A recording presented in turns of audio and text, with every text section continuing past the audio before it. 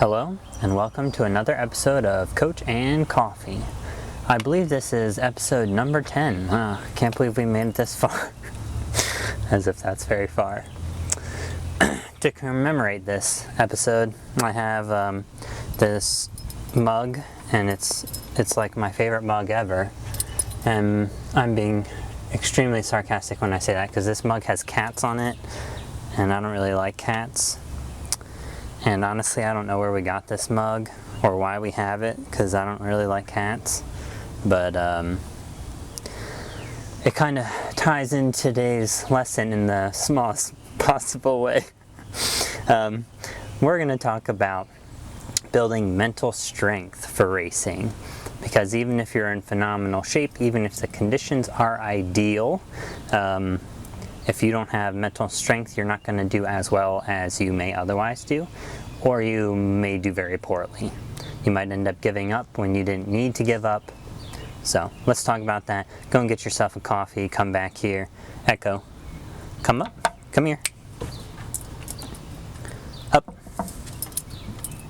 Come on.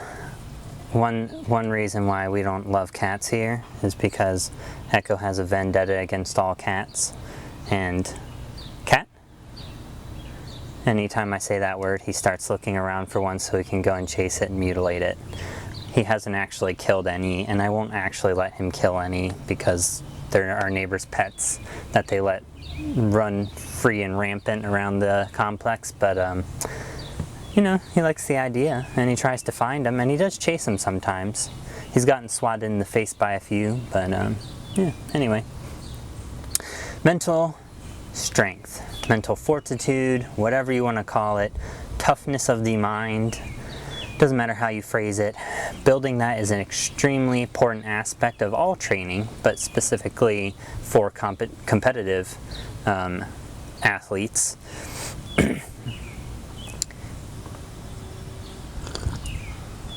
Oh, nice breeze.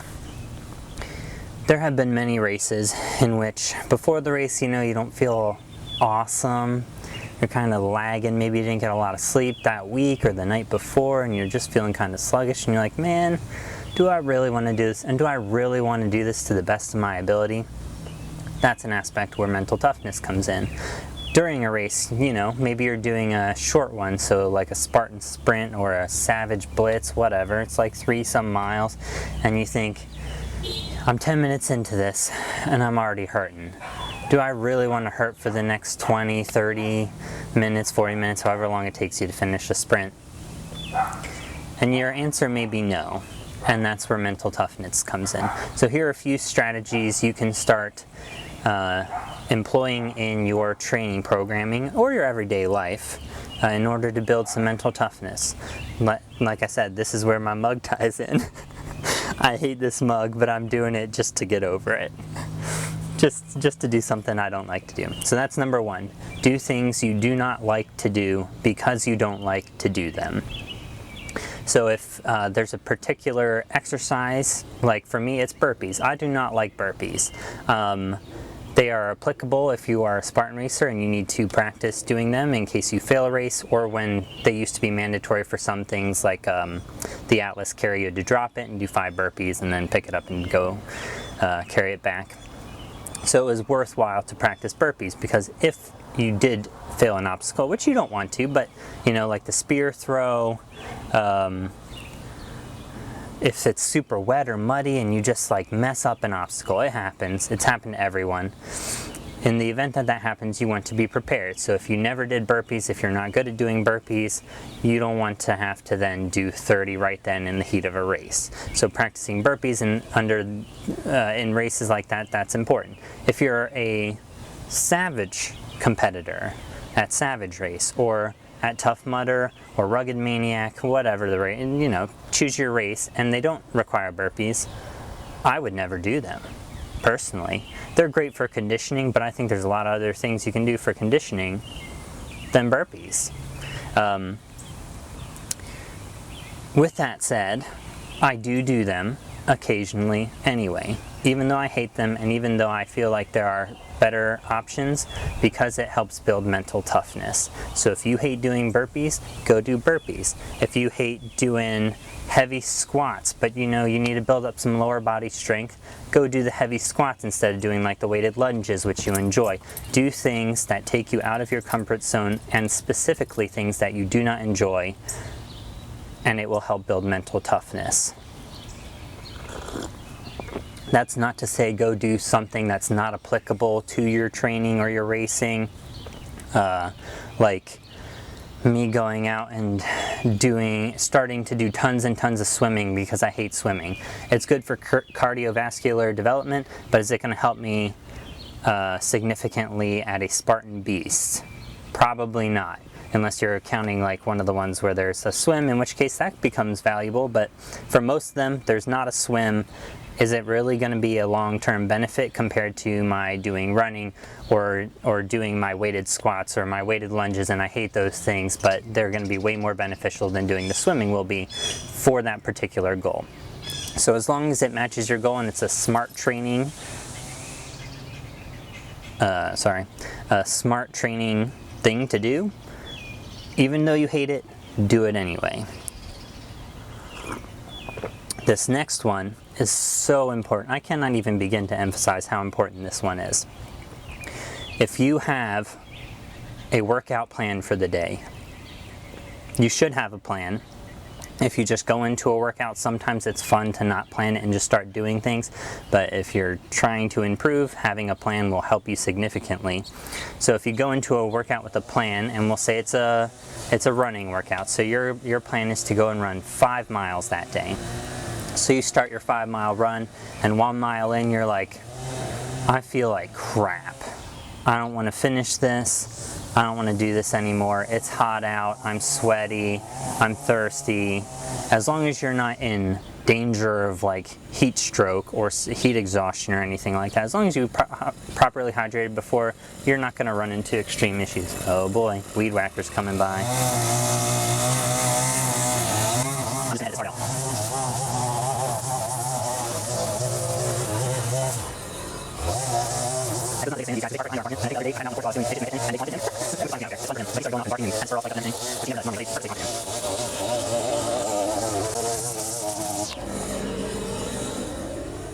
Okay, so like I was saying, if you had that 5-mile run and you're a mile in and you're like, man, I just don't want to do this anymore, you should finish that run. Unless there is an injury issue, you should finish that run. And the reason for that being is you do not want to get in the habit of quitting at all or cutting things short. Because what will happen is when you get to that race day, when you get to your competition, you're going to start going, and a mile in you're going to say, this is hard, I'm going to slow down.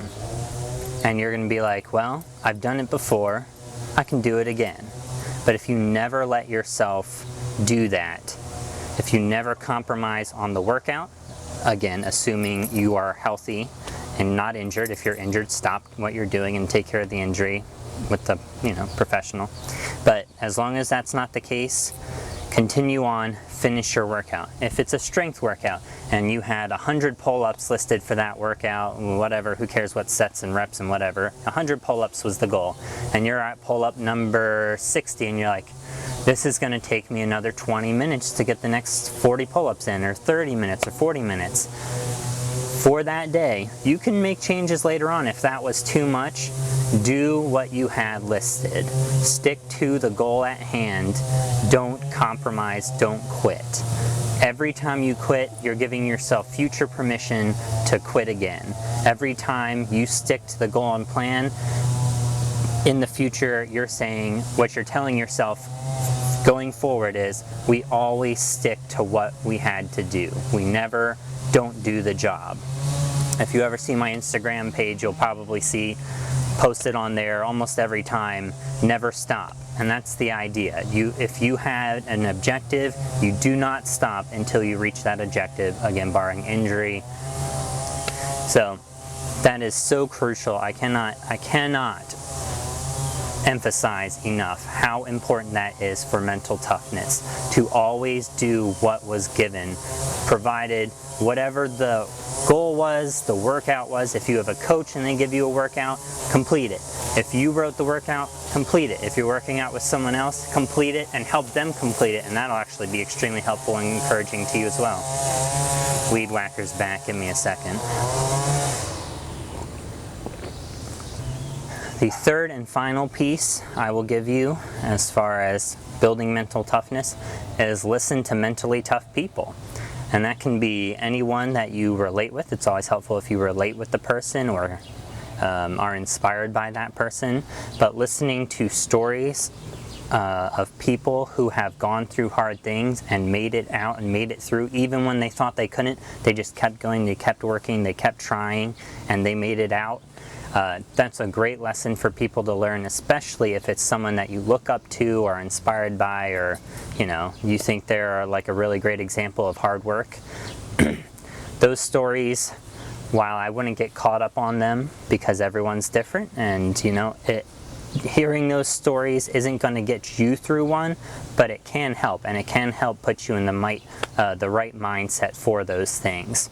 So listen to stories from people who have gone through hard things, trials, whether it's a workout or a life situation, whatever, and made it through the other side, and even better, became stronger and better for the experience. Even if it may not have been a great experience, even if they were miserable, let's say it was a 100-mile race and they were just dead at the end. They hated every minute of the last 50 miles of it, but they came out better on the other side because they did it and because they persevered and they built that mental strength. So listening to people like that, absolutely worthwhile to do, and it will help you and it will inspire you for more mental toughness.